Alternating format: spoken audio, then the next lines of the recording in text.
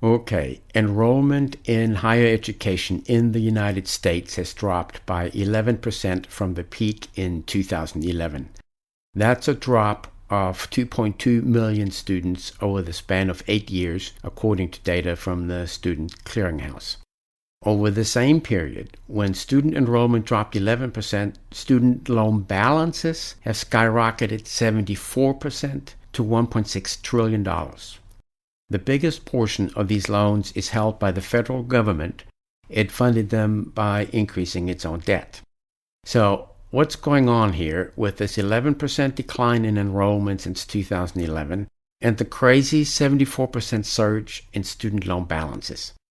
Moody's, which rates structured securities backed by student loans and which rates universities and the bonds they issue to fund their pet projects, and which rates commercial mortgage-backed securities backed by student housing, well, it came out with a detailed analysis of what's causing these student loan balances to balloon like this, and it's not what we thought.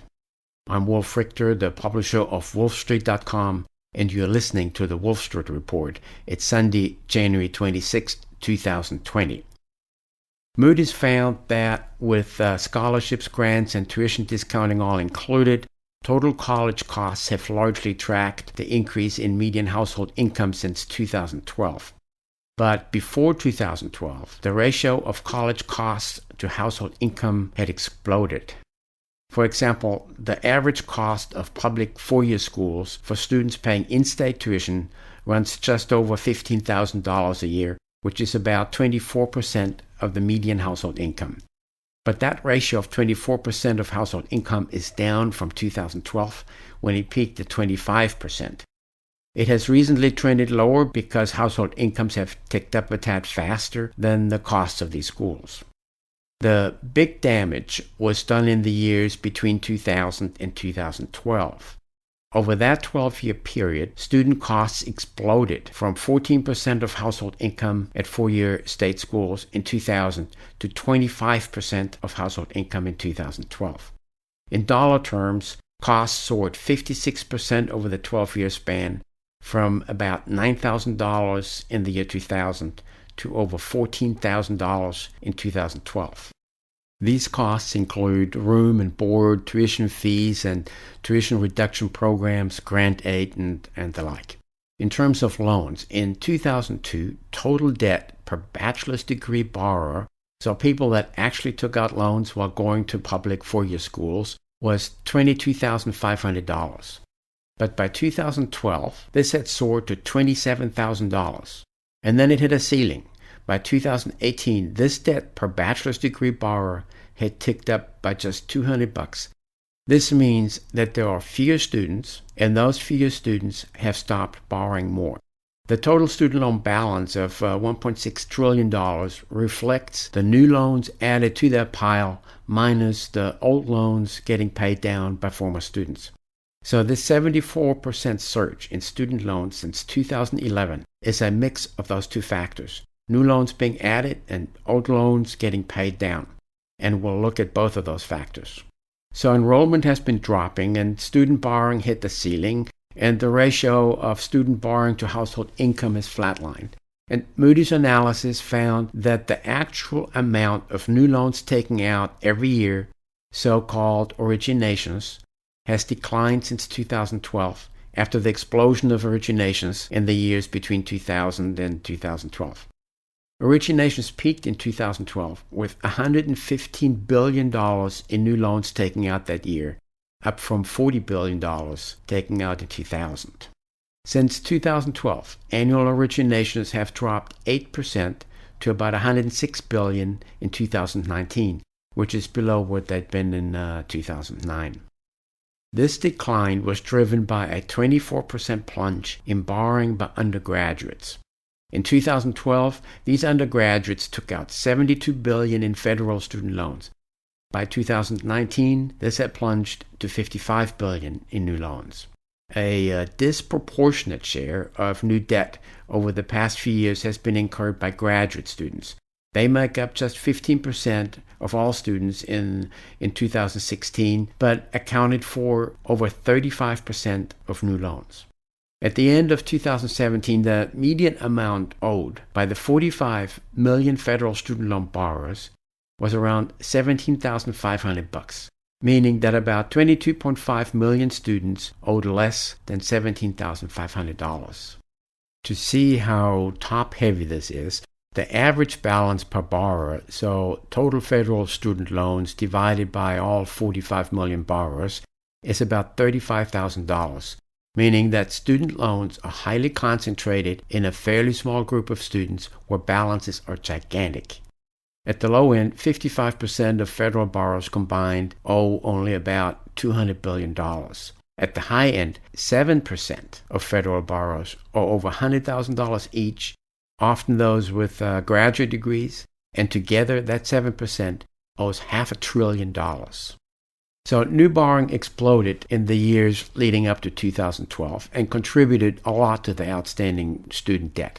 But since 2012, as enrollment fell and costs hit a ceiling, new borrowing has been a much smaller factor. And what was the largest factor in driving up student loan balances since 2012? Student loan repayments have slowed to a trickle. The repayment rate, that's the percentage of existing debt that is eliminated in each year, averaged only 3% over the past 10 years. In 2019, it was down to just 2%.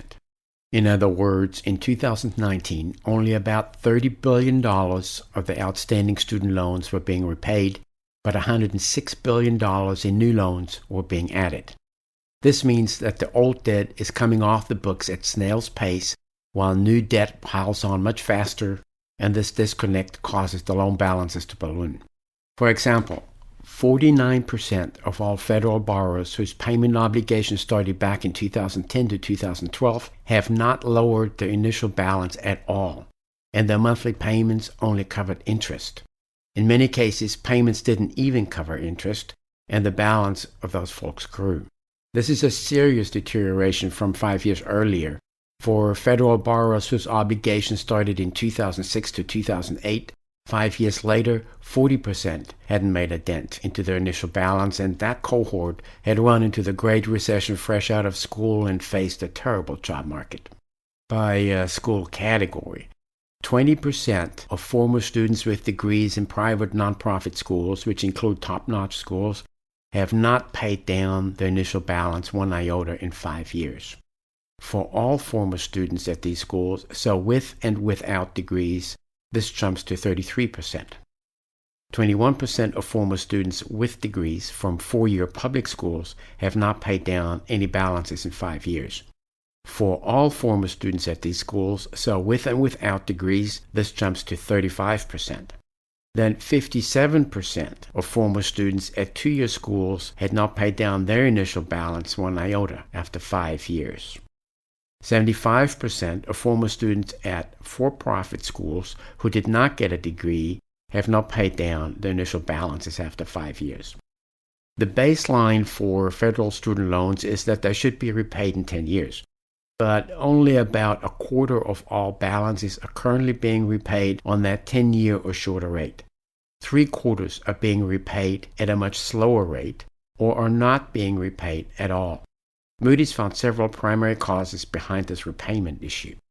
1. Many graduates from for-profit colleges, two-year schools, and non-selective four-year schools, or students that didn't complete their degree programs, face underemployment and lousy job prospects, and they have trouble with their student loan payments. 2, and that's a biggie, people choose longer repayment terms. Extended repayment plans are available for students with high balances, and students can consolidate multiple federal student loans into a new federal loan, and this new federal loan may have longer repayment terms. There are now over $500 billion in federal consolidation loans outstanding, and many of them have terms of up to 30 years. And another biggie, during the Great Recession, the government created the so-called income-driven repayment plans. These plans were designed to make it easier for federal student loan borrowers to service their debt. Payments are based on income, family size, the state the borrower lives in, and the federal student loan type.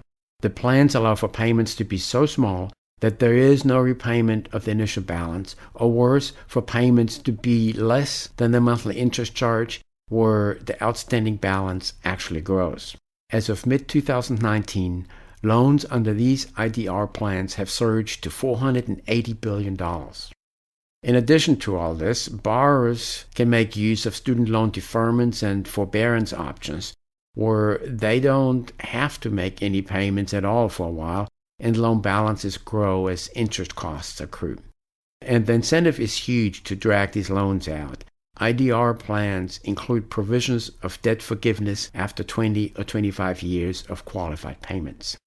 IDR plans are mostly used by borrowers with high loan balances. Over half of the loans with balances over $200,000 are in IDR plans. They amount to $121 billion in total, or about 25% of total IDR plans. These people are just biding their time until taxpayer-funded debt forgiveness kicks in. Under these IDR plans, those who splurged and borrowed recklessly win the most.